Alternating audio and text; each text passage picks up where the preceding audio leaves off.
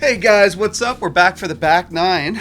We just ordered a bunch of Mexican food, which I can't wait to eat. So after we finish the commentary on this back nine, we're gonna go down and have some lunch there. Look at those trophies. I know, they're so sick. Daryl got them all laser engraved. I thought they were pretty cool. So we're here back, finishing off the conclusion of round two at our first annual Foxwood Open.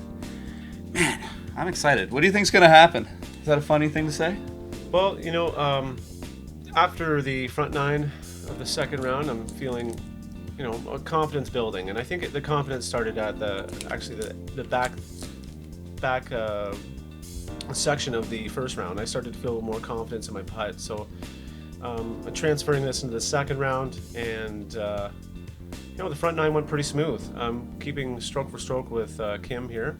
Maybe gaining one, but I still got a lot of work to do.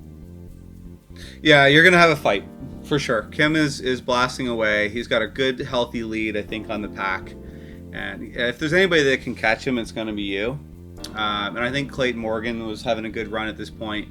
And Chris Oz is no slouch at all. This guy can come out of nowhere and start catching up strokes. Who, by the way, I'm so proud of this guy. I mean, if you watch his ratings, he's been blasting up. If you see the consistent growth he's had, especially in the last 12 months, I feel like as soon as he broke that 1,000 barrier, that he just kept going. So we'll see if he can keep going. And at this point, there is a good run of good players from the other cards as well. I wish we could see some more intermittent updates, but maybe something that could be implemented at one point to see the other action of what's happening. That is a great idea. And one of the things we've been talking about doing in future releases, we'll probably do this at Timmel, is we're going to do PIP action, pointing out interesting stuff from other cards. That's great. I think that'd be an amazing way of showing the action and some of the other people that might be creeping up. And going into hole 10, par 4, 655 feet.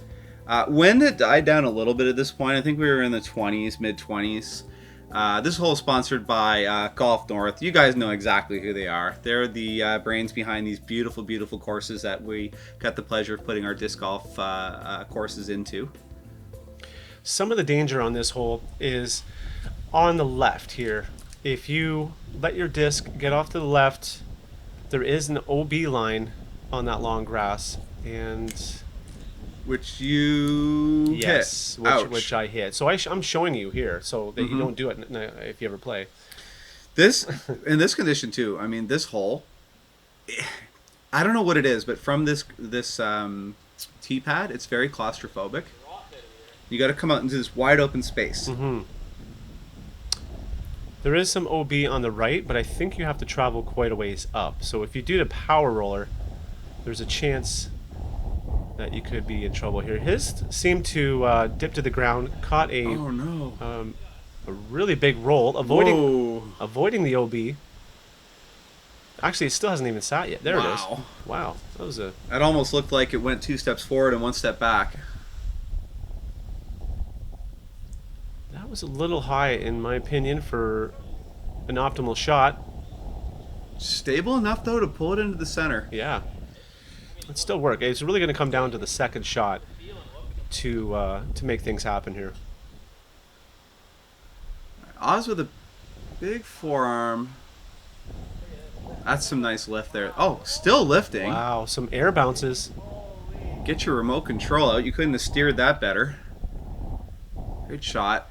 He's in the right spot, too, because he can kind of pitch under these trees, get up to the basket, and he's not too worried anymore. I have a straight shot. I had to keep this nice and low. I'm very happy with this shot to be able to have a opportunity to save par with an OB stroke. You might as well have loaded that in a sniper rifle and shot it straight down the center. That's a beautiful, beautiful scramble. Thank you. James, the forearm god, pitches in, clips the tree. A little lower, I think he would have got the right skip, and that would have been a much different result. He has quite a bit of power in the sidearm, but I still think there's maybe some height control things he can work on. And when it comes to a situation like this, these tree branches can be bothersome. Kim with a clip on the tree as well. Kind of a bit of an unfortunate roll. James makes a good bid. That was a nice bid.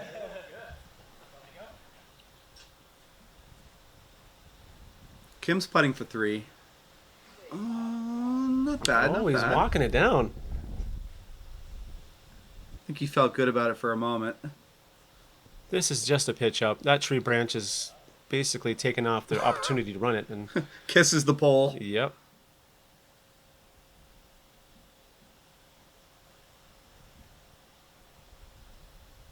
Nice controlled putt. Take your time. See, I like this. Taking a moment. Well, I'm also feeling the wind and trying to wait for a lull. Good shot. Thank you.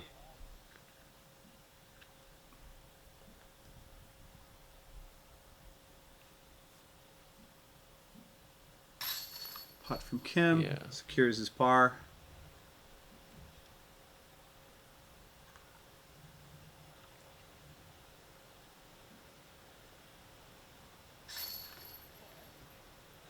Third par, and I think we're getting a par out of Oz here as well.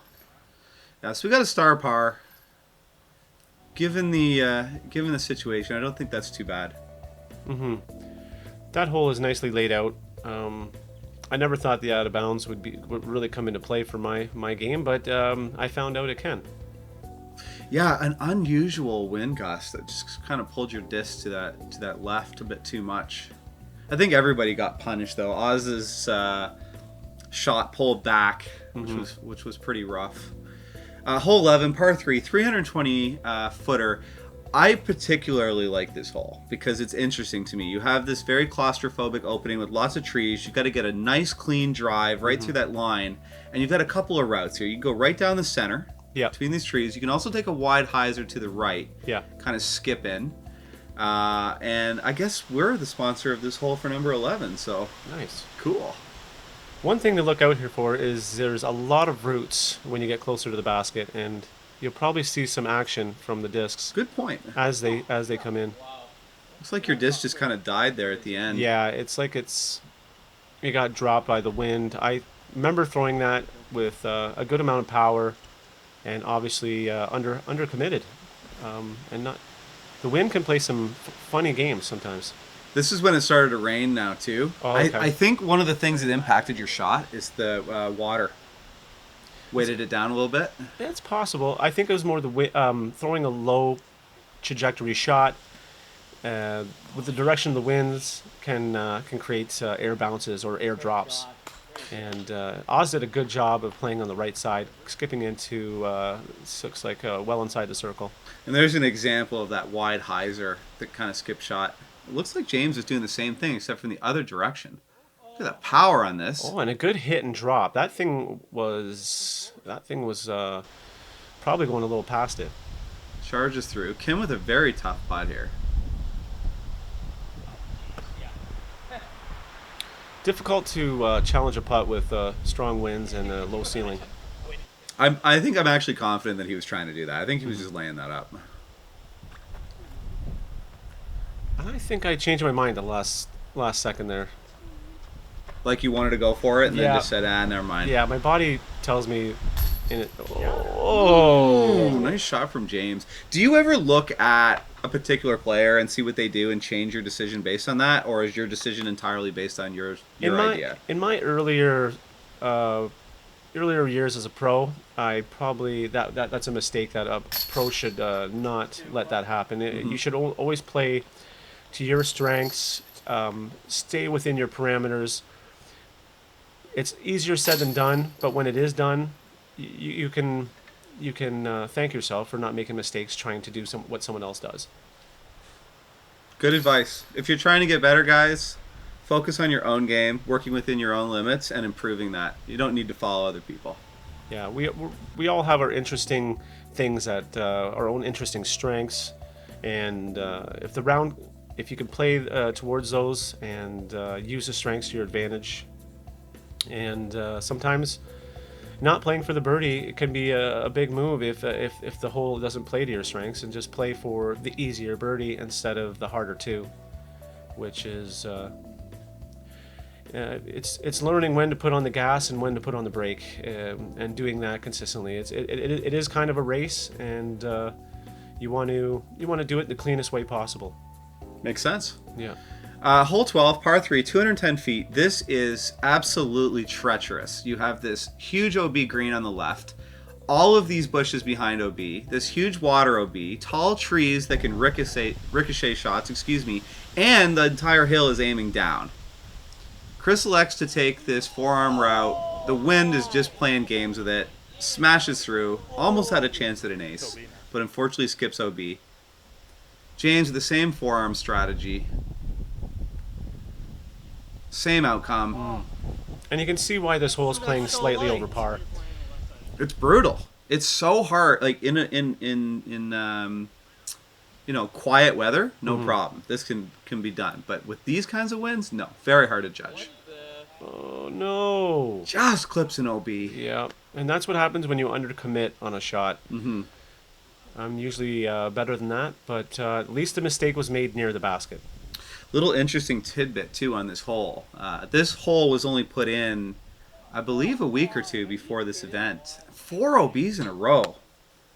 Just brutal. This hole was only put in about a week or two before the event. Was that all 4 of us? All 4 OBs in a row. First time I've ever seen that on a card. No, Kim. Wind pulled again. Second OB. Oh my goodness. Undercommitted upshot. I mean, you guys are no slouches. This is 1,000+ rated golf, and it's just treacherous to try to make this happen. Nice putt. James, no fear. I mean, just right through it. Makes the putt.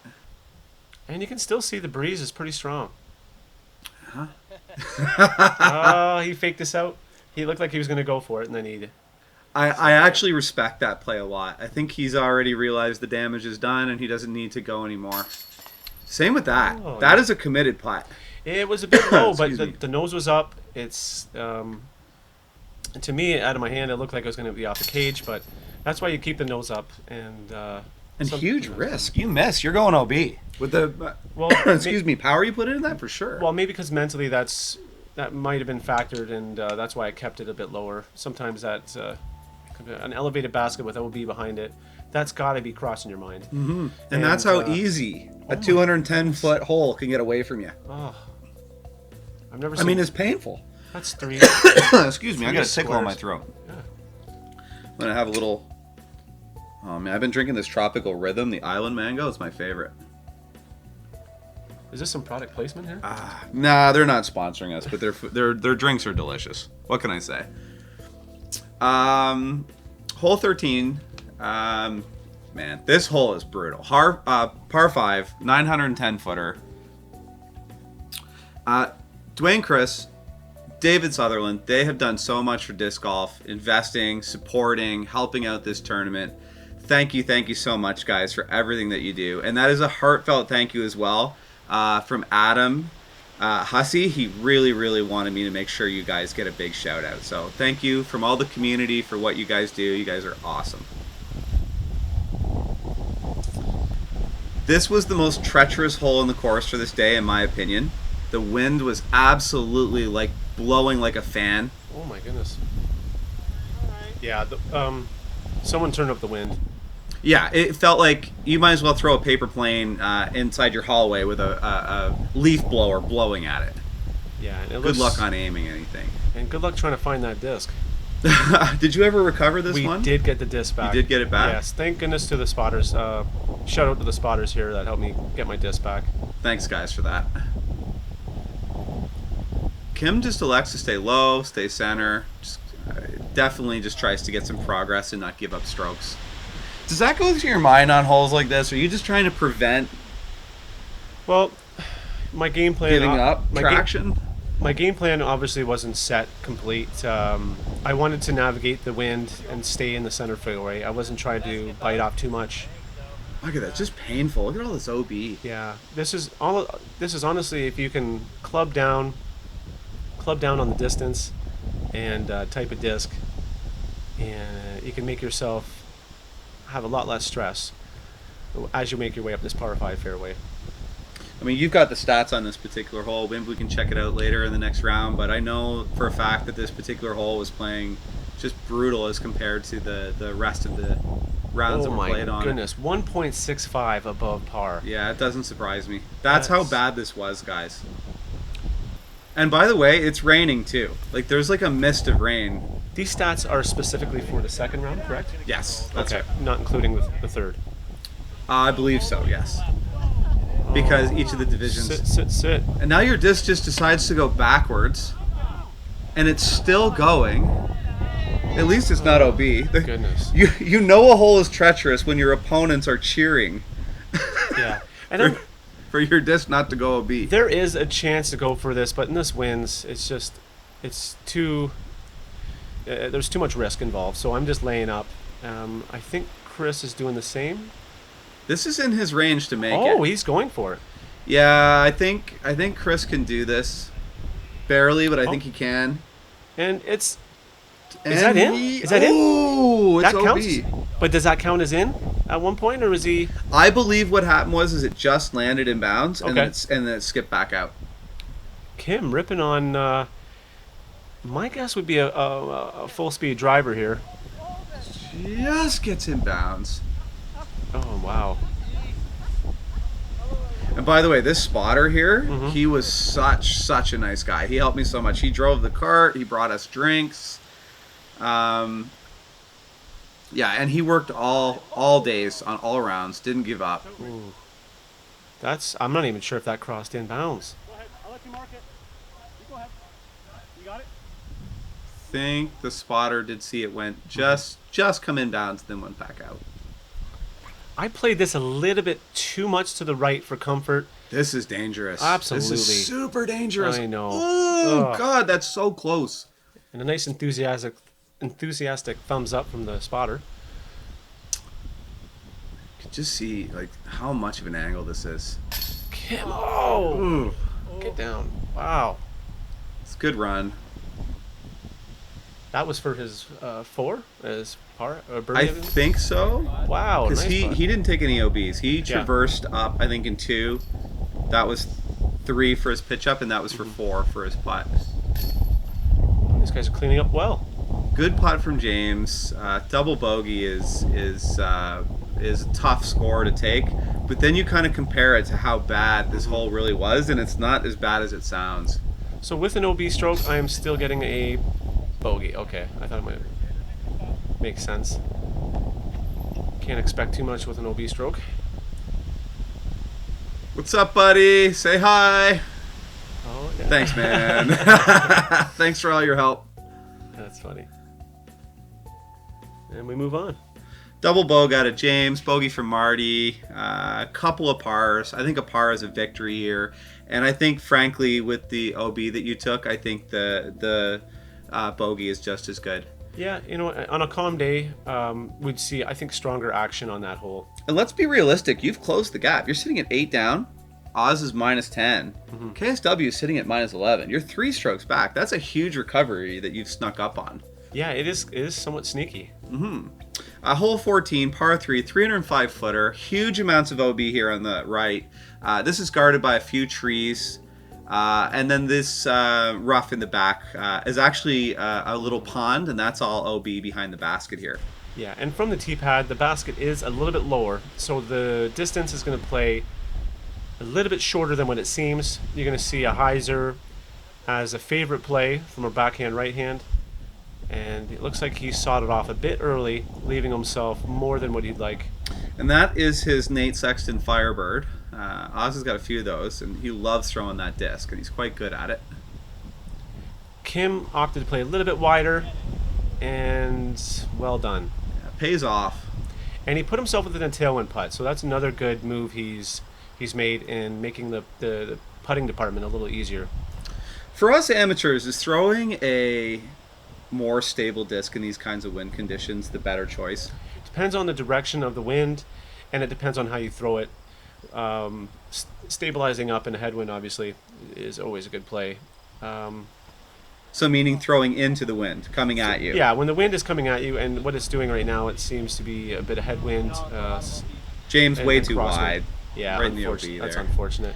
The worst part about this is you can't progress. You're basically throwing from the pad a second time. Yeah, with the way the shape of the OB is and the way it has traveled.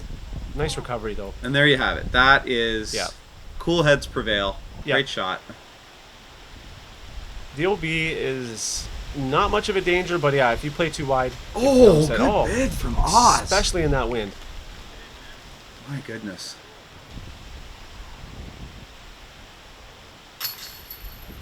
Nice birdie. Kim lining up. I think he's just thankfully got out of that putt. Thank you.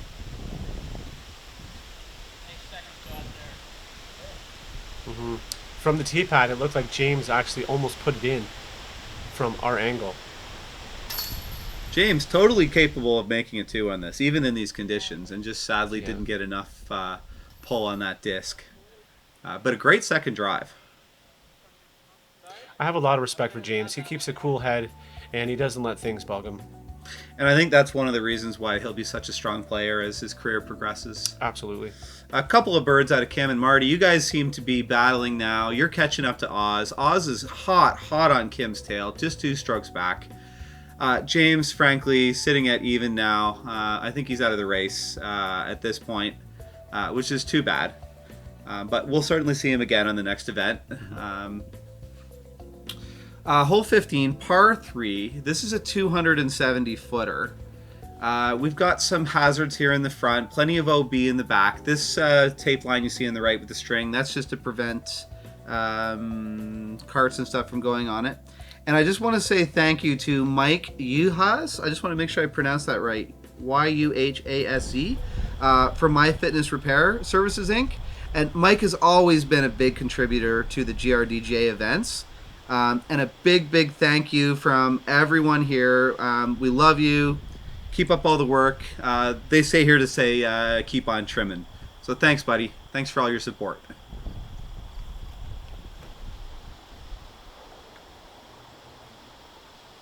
Pretty clean drive here. That was one of my better AVR shots. Using the disc's natural turn to counter the crosswind from right to left. But I see a great shot from Kim playing that hyzer route, and Oz doing the same. Chris Ozolin got himself a tree in the way. It shouldn't be too much, but he's still got a little bit to work for his too. I love how humble you are too, because that shot was amazing. Like, that drive you just made was gorgeous. Yeah. Look how much different. This is only 270 feet. And I don't think anyone's going to get closer than you did on that shot. That was textbook. The challenge of this hole is not to be too short to hit the hazard and not to be too long. I think that's why people opt, when they're right-handed, to play that hyzer route, so that you're playing away from the hazard and not going too far, using the hyzer to prevent that. It looks like he took a little stumble there. Yeah, I don't think he intended to do that. I think he just took a little bit of a trip there, and that threw off his shot. Oh, the head. And that's why Kim plays for the tailwind most days, or I mean, in most circumstances. Because look how well he makes easy work of those tailwind putts, and it's frustrating to completely miss a basket when you're looking right at it. You know, you're a good guy to ask this question. How much does the wind play a factor in deciding where you want to land your disc? Meaning, what side of the basket you want to land on?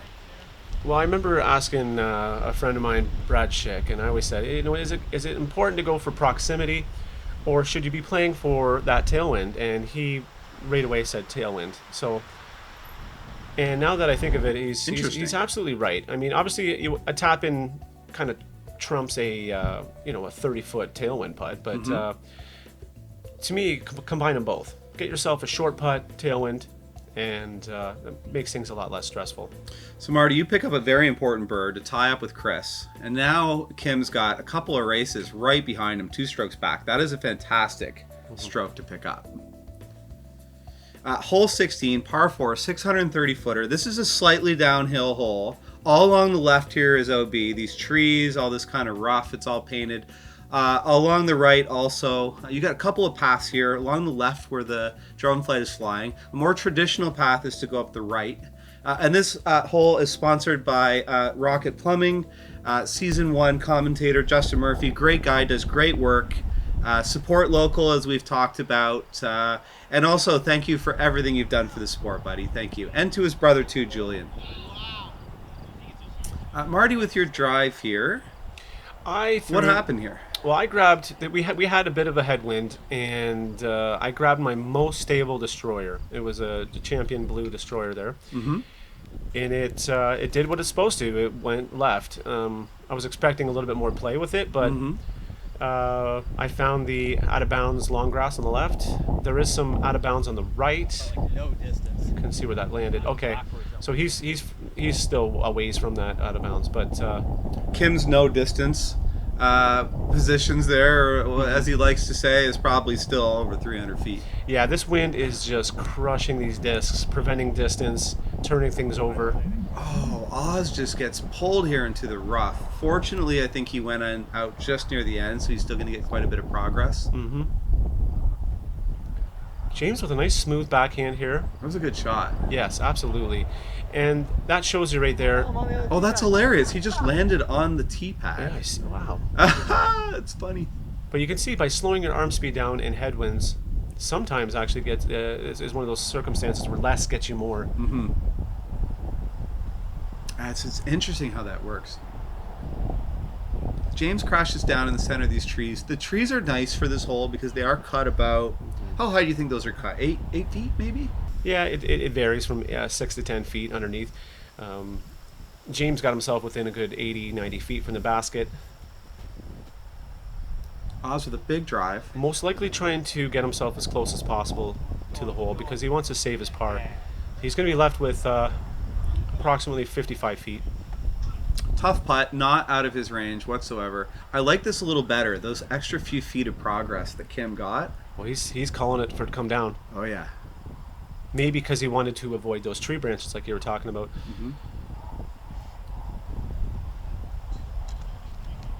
Same thing. None of these shots are out of range in a quiet day, but one heck of a difficult shot once you get into this weather. Wow. Smooth as butter. Nice shot. Yeah. Great recovery. Still a ways back. I hope I make this.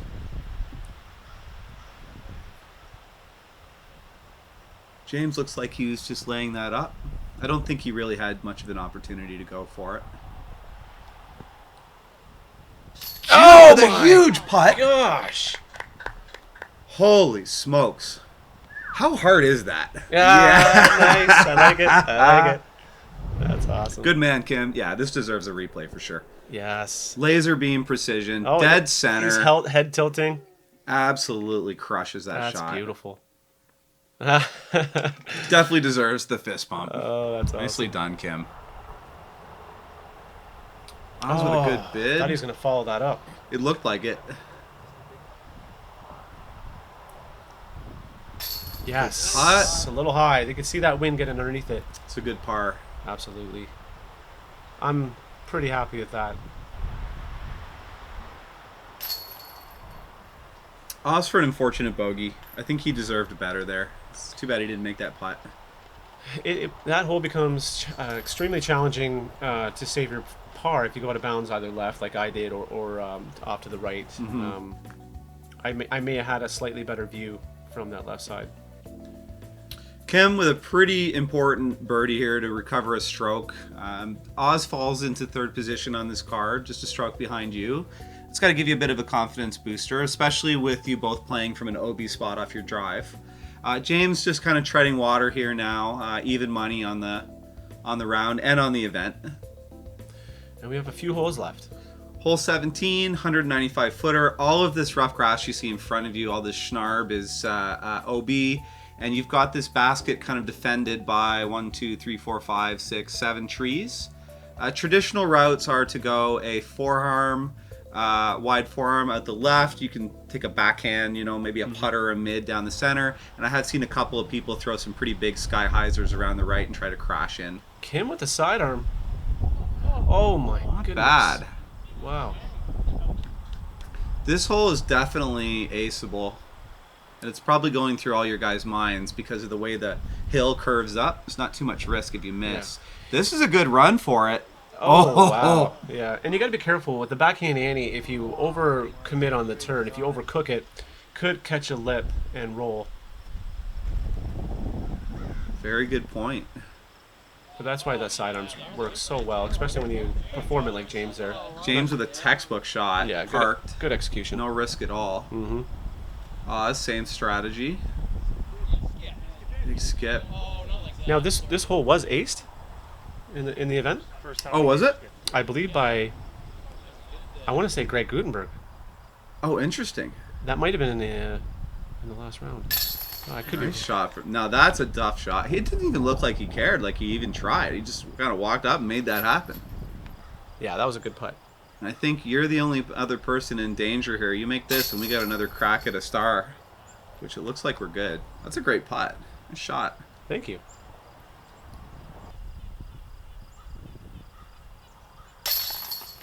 Yeah, some good work here. You can see we got a little bit of a lull too in the weather. Yeah, it's finally starting to calm down. A little bit, yeah. James with a beautifully executed birdie there. Great drive. Getting another look at, what was that, hole 15, I think? Mm-hmm. A star card for the group. This course provides a good mix of short holes and some par fours, utilizing the trees and the curvature of the layout. I'm glad to see James go back in the negative too. Kim leading at -14. You're trailing behind 3 strokes at -11. And no real change with Oz, -10 as well. And finally, hole 18, par 4, 480 footer. We weren't able to drone flight this for technical reasons, so we ended up doing it with just a walkabout camera later. But it still kind of captures the feeling of it. These white flags represent the path, and everything else behind it is OB. Big shout out to Wellington Brewery. Check out their awesome, awesome beers at your local LCBO. And let's get on with the action. Basically, all you want is a simple upshot that allows for to see the tunnel for the second shot. So really, it's a putter or mid-range. And I think I threw it too hard here. Are you trying to park this? Is it possible? There is some methods of going for the eagle. Mm-hmm. Unfortunately, I went out of bounds there, but there is the risk reward factor. It's probably too risky, especially this run it early in the tournament too. Yeah, and I think some of those tree branches are pretty low. It is possible, but I never really looked into trying to find.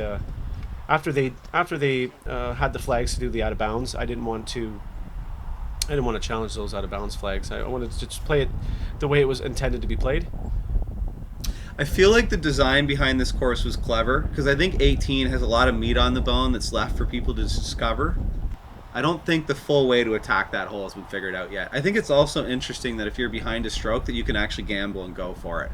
Yeah, this course is still fairly fresh, so there's still some new paths, new techniques to figure out this course and to be able to dissect it. I think in coming years too, I think they're going to alter the way the OB looks on it because I think with some a little bit of creativity and some changes, I think this hole could actually be improved a lot. Little scuffle over here just to get a better look at the disc. For a short par 4 like this, it's still playing 1.09 over par. Wow. So the out of bounds is coming into play, especially with the wind. Oh my goodness. Definitely is. I almost pushed it to a second OB. That's risky. Absolutely. So there's Daryl Bankus in the background. How's it going? Getting a couple snapshots at the end. You can see the wind has picked up quite a bit. Great shot from James. Yeah, that was a good touch. Good layup. So are they going to make adjustments on the carts for the next day?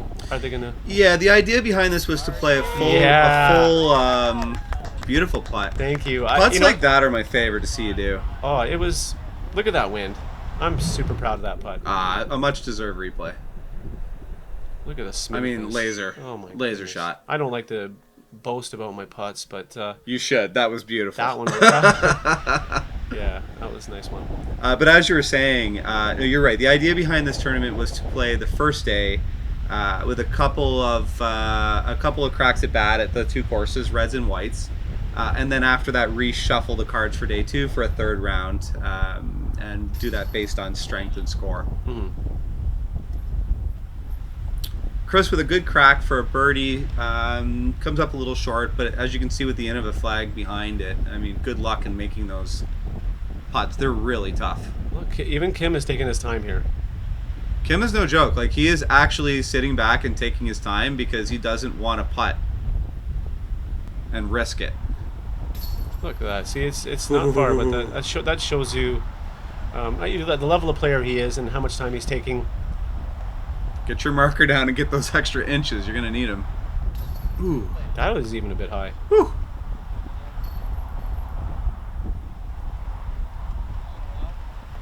James, tough round. Takes it in strides. And you can see there's a little bit of relief that it's over. Yeah. In the sense of, and I believe the next round is a lot quieter in the wind. It is. Yeah. So it'll be more attackable. It'll be should be bringing more action, and definitely I think it's gonna make things more tighter and interesting. Mm-hmm. So we'll see what happens. Well, Kim extends its lead here to minus 15. First of all, that 6 on hole 12 that he took didn't seem to slow him down much. Right after that, put up 4 birdies in the next, 6 holes? 6 holes? So, yeah, that's solid. Only 1 bogey from you, and a lot of color in everybody's score there. Yeah, I think you played that round exceptionally well, especially in the back 5. That's some good green for you. Oz with a single bogey, pretty solid round. I think he would have wished to have more birdies on his card, and a little bit too much color for James. Overall standings, guys. I know we saw some big hot rounds out of Josh Prine and Zach Jaleef. Zach Jaleef, excuse me. We had a couple of hot rounds there at the beginning. Goes to show you how tough round 2 was and how hard it was playing. Going into the third round, we've got Kim, Marty, Chris, and a newcomer now. Clayton Morgan has moved up from the chase card, pushed his way through. And on our chase round coverage, we're going to see some action from Josh Prine, local pro Justin Murphy, Canzanini, and Dauber. Love Dauber. I've got a chance to play with him in doubles tournaments a couple of times. He's a cool dude. Yeah, I mean, what do I say? Yeah. Tough event. But I think at the end of the day, the strongest players did prevail. That's what, yeah, and skill does matter, even in difficult wind and difficult weather. I'm still amazed at the first round of how well there were some players that were almost at the double-digit mark. And, it took me a while to warm up, and I had to congratulate a few players for how well they were shooting. Mm-hmm. Well, guys, there you have it. There's the end of day 1's action. We had a couple of rounds there. A lot of movement in the field. I'm super looking forward to watching the chase card later, especially round 1, because I kind of want to see what happened on the whites and to see what kind of action was going on there. Again, thanks to all your support, guys, in the shop. Means a lot to us. We're right upstairs in the studio right now filming that. Marty, it's been great, man. Thanks so much for coming into the shop and doing this. This is cool beans. Oh, thanks for having me. And once again, I don't want to feel like a broken record here, but I really mean it. I appreciate everything that Innova and our title sponsor from Discovering with Waterloo. I'm so appreciative of everything that they've done with us. And to be frank, to be perfectly honest with everybody, guys, I have a big shout out to Daryl Bankus for being able to give us some funds to help us pay for the footage and filming and stuff we're doing. We never expect it from TDs. In fact, every event we do and cover from donations from the store downstairs. But Innova in particular, and with Discover Waterloo, they are stepping up to the plate and saying, hey, thank you very much for covering these events. We're here to give you a few bucks to help you out. Not an insignificant amount. So thank you very much, guys, for doing that. Anything to add, Marty? No, just I guess I could say thanks to my sponsor, Innova. Those guys, I miss them. I don't know if I'll be able to play USDGC this year, even though I qualified. I'm hoping that there's still a way I can make it down there, but we'll see. It's but aside from that, thanks for the support from Innova, And thanks for having me, Jeff. Oh, you're very welcome. You're very welcome, guys. And I guess on to a message from our sponsor here shortly. And we'll see you soon for round 3 action on day 2. A little bit of a spoiler, you're going to see much, much better weather. And you're going to be able to see these players attack these baskets much, much, much more aggressively. So round 3 will be red course, the same one you just watched. Yeah. And calmer weather, which makes for a little bit more action, a little bit more attacking on the course. And yeah, stay tuned. All right, guys. We'll see you soon.